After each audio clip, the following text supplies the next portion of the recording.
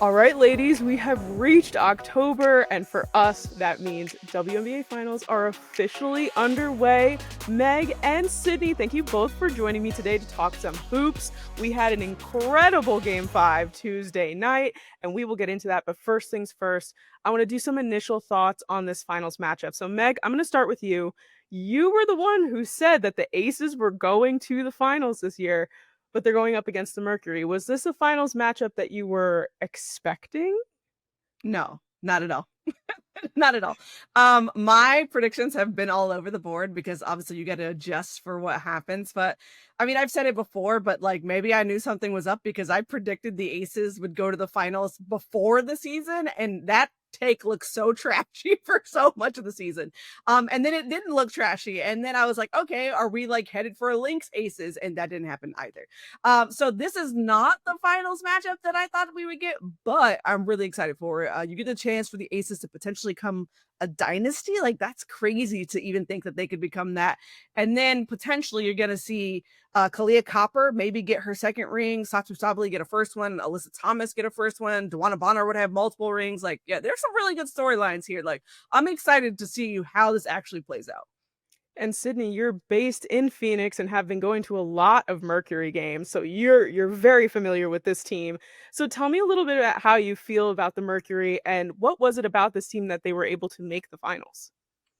I think it's interesting because heading into the season, not a lot of people had Phoenix on their radar. Following the departure of Diana Taurasi and Brittany Griner, people were expecting a rebuild.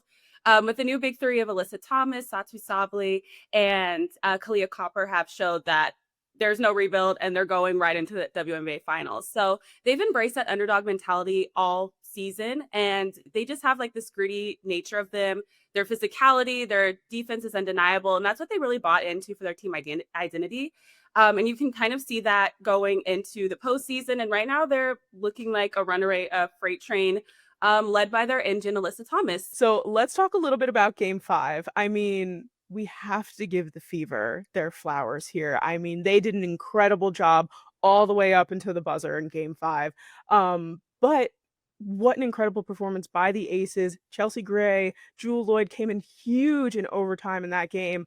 And something that Meg and I have talked about in the past is the fact that the Aces really needed to kind of alleviate a little bit of pressure off of Asia and lean a little bit more on the rest of the rest of the team.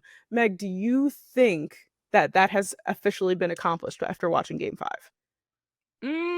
Yes and no. So I still think that like the Aces were primarily depending on Asia Wilson to get going. Like I think in the first half she had 14 points, and that was mostly through the line. So shout out to Leah Blossom for making Asia Wilson's life like just miserable for the last several days. Because that's really hard to do, right? But Asia slowly like found her way, but I still noticed that it wasn't until Asia started knocking down shots and everyone else suddenly was, continuing to knock down shots. So it really became Asia Wilson, Jackie Young, and then like everyone else. I would love to see it be a little bit more of everyone else early. So a little bit more Joel Lloyd off the bench, more Dana Evans off the bench, Nalissa Smith in the starting lineup. Like I'd love to see those players get going a lot sooner so that Asia Wilson doesn't have to put up a 30 ball for, for Vegas to win. Because that's going to be, I mean, asking her to do that in a finals for like, and if this thing goes 7 games, like that's a lot on someone's shoulders. So yeah, like I would love to see more people step up earlier. Absolutely. Cydney, I'd love to kind of hear your thoughts on what you think maybe the Aces' biggest weakness is that the Mercury can kind of jump on and utilize to their benefit, and vice versa. Is there something that the Mercury really need to work on before they face off against the Aces? I think Meg nailed it. It's the Aces depth. They rely heavily on Asia Wilson, Jackie Young, and if they're not going, it kind of gets like kind of clunk in there versus the Phoenix Mercury, who have the best bench leading into the season. They have their big three, so it's anybody can score at any given time. So they aren't heavily reliant on one player just in case someone has a bad night.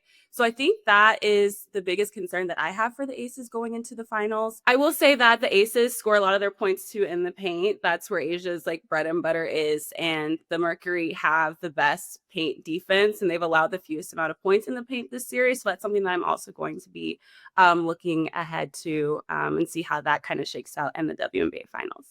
Absolutely. So let's backtrack just a little bit because we haven't even had a chance to kind of talk about the Lynx and their what I'm seeing as an early exit, and they only won that one game in the series. Um, but obviously they were dealing with Nafisa being injured. They were dealing with Cheryl Reeves and the officiating and, all of those interesting things that Cheryl did on the court there. But I'm very interested to hear both of your thoughts here. And Cydney, I'll start with you. Do you think that if the Lynx was fully healthy, that the Mercury still would have won this series? I think so. I think it kind of, we saw, if you go back to game two, the Mercury were down by 20 points. They came back to force overtime and to win that game in Right. Minnesota. I think that kind of, they grasped control of the series there and they won every game straight then to clinch the series. So I think they had already established control leading into game 3 and 4 where Nafisa ended up getting hurt. But I will say that the Mercury used their defense, transitioned into their offense in that game two comeback, and that gave them a lot of confidence. They always think that they're the better team. They said that against the Liberty. They said that against the Lynx. So I think they kind of established control then before Nafisa even got hurt. Meg, would you agree? Oh, yeah, actually I would.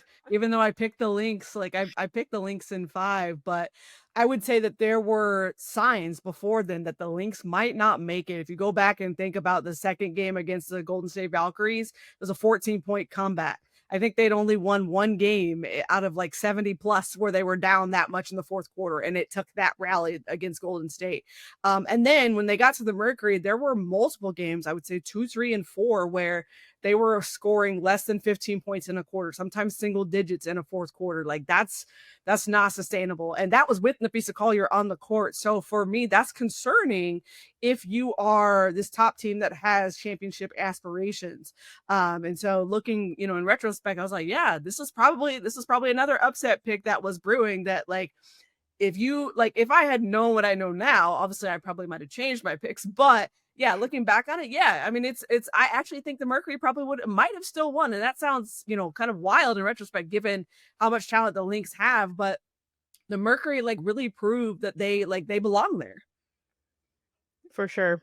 And delving a little bit into Cheryl pointing out the officiating and the moment that she had on the court, and of course the comments after calling it out in a very big and $15,000 way. When it comes to these finals, how much pressure would you say is on the actual officiating crew to get this right? Because there's going to be a lot of eyes here, and the last thing that the WNBA needs right now is more fuel in the fire. Cydney, I'll start with you. Yeah, I was actually there for that press conference when Mm. Cheryl Reeve went off. And she kind of did like this huge mic drop. And then Nafisa Collier followed it up with her press conference and kind of like lit a bomb with her bombshell statement. So I will say that more eyes are going to be on the officiating as ever, but the league has kind of been a little, I don't, sorry, I'm trying to collect my thoughts. I'm not sure how the league will respond. Honestly, there's been calls about officiating all throughout the postseason, and they haven't really kind of issued a statement or said anything that they're going to do. In fact, after Game 3, when the Mercury beat the Phoenix, and that was when Cheryl got ejected and Nafisa went down with an injury. That same crew ended up working game 4 for the Fever and the Aces, which kind of to me was a statement by the league as well. So I'm honestly not sure. Maybe Meg will have a better answer. Meg, what are your thoughts? Oof, it's messy right now. I'm not gonna lie to you. I don't know that there's like really a clear answer. I think the biggest thing that, and Nafisa Collier talked about this, and Cheryl Reeve talked about this as well, is consistency. That's the biggest issue right now. And even in the Fever Aces game 5 game, there were multiple fouls that were called, and I was like that's a foul. Like what? Like there was a foul that was called for incidental feet contact, and I was like, what am I watching? Like what is really happening? And so this is the point. This is the type of things that like are going to get amplified on a WNBA Finals stage. So here's the other thing you got to remember as well.